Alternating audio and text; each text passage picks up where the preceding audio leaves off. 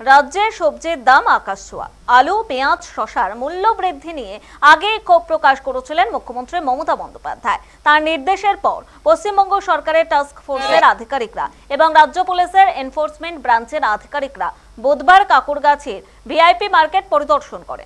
মঙ্গলবারই মূল্যবৃদ্ধি নিয়ে নবান্নে যে স্টেক হোল্ডার যারা সেল স্টেক হোল্ডার রয়েছে তাদের সঙ্গে বৈঠক করেন মুখ্যমন্ত্রী মমতা বন্দ্যোপাধ্যায়। মুখ্যমন্ত্রীর বক্তব্য, আনাজের দাম বাড়লেও কৃষকেরা কিছুই পাচ্ছেন না। মহারাষ্ট্রের নাসিকের পরিবর্তে স্থানীয় কৃষকের কাছ থেকে পেঁয়াজ কিনতে বলেন মুখ্যমন্ত্রী এবং পুলিশ এনফোর্সমেন্ট ব্রাঞ্চকে কড়া পদক্ষেপ নিতে বলে, অর্থাৎ এসটিএফ, ইবি, আইবি, সিআইডিকে যৌথভাবে তদন্তের নির্দেশ দেন মুখ্যমন্ত্রী। টাস্ক ফোর্সের আধিকারিকদের এবং এনফোর্সমেন্টের ব্রাঞ্চের আধিকারিকদের বাজার পরিদর্শনের কথাও বলেন তিনি। পাশাপাশি আগামী 10 দিনের মধ্যে দাম নিয়ন্ত্রণে আনার নির্দেশও দিয়েছেন মুখ্যমন্ত্রী। মুখ্যমন্ত্রীর নির্দেশের পর বুধবার সকালে কাকুরগাছির ভিআইপি মার্কেট পরিদর্শন করলেন টাস্ক ফোর্স এবং এনফোর্সমেন্ট ব্রাঞ্চের আধিকারিকরা।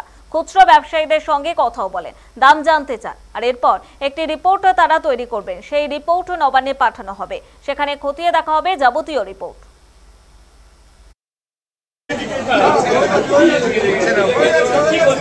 আমরা বলেছি যে অত্যাধিক গরম 2 মাস ধরে লাগাতার 40-এর ওপরে ডিগ্রি গরম ছিল সেলসিয়াস, তার জন্য অনেক শাকসবজি নষ্ট হওয়াতে তখন উনি প্রশ্ন তুলেছেন সঠিক। উনি বলছেন যে তাহলে আলু পেঁয়াজের দাম বাড়লো কেন?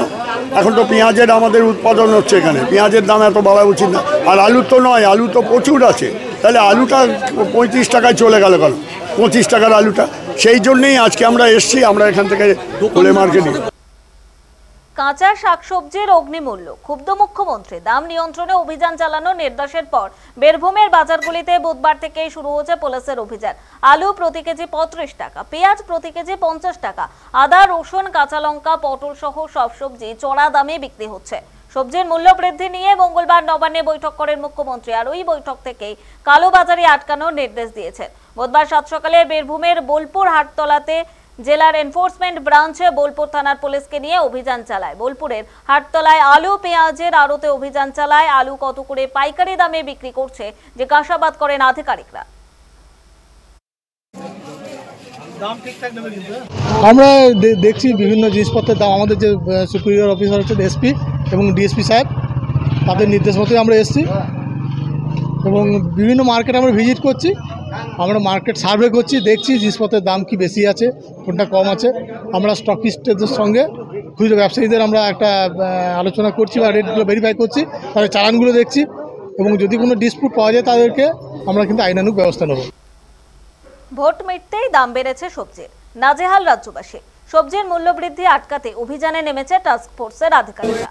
মঙ্গলবার সবজির মূল্য বৃদ্ধি নিয়ে কড়া বার্তা দিয়েছেন রাজ্যের মুখ্যমন্ত্রী। আর তারপরেই বুধবার সকালে আসানসোলের হোলসেল সবজি বাজারে স্পেশাল টাস্ক ফোর্সের এই অভিযান। প্রশাসনিক সূত্রের খবর, জেলা শাসকের নির্দেশে গঠিত এই টাস্ক ফোর্সে মেট্রোলজি দফতর, পুলিশ এবং ম্যাজিস্ট্রেট পদমর্যাদার আধিকারিকদের নিয়ে গঠিত এই টাস্ক ফোর্সের আধিকারিকরা বিভিন্ন শাকসবজির বাজার পরিদর্শন করেন। রিটেল বাজারের সঙ্গে হোলসেল বাজারের দামে একটি ফারাক লক্ষ্য করেন বলে জানিয়েছেন আসানসোলের এসডিও বিশ্বজিৎ ভট্টাচার্য। আগামী দিনেও এই ধরনের অভিযান চলবে বলে জানা গেছে প্রশাসনিক সূত্রে।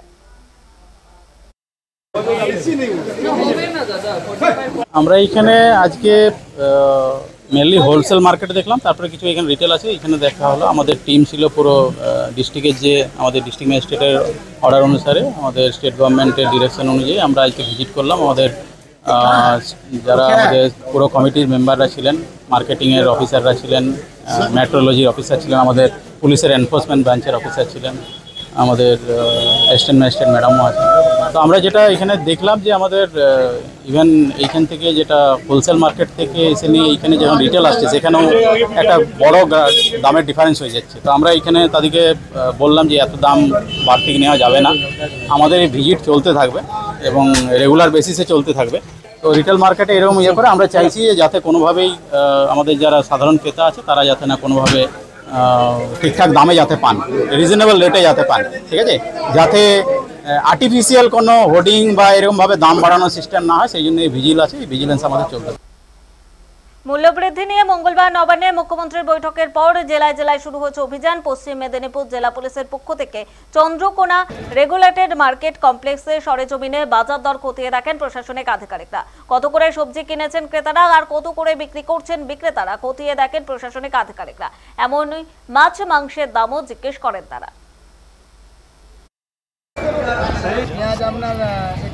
মাছের দাম জিজ্ঞেস করছিল।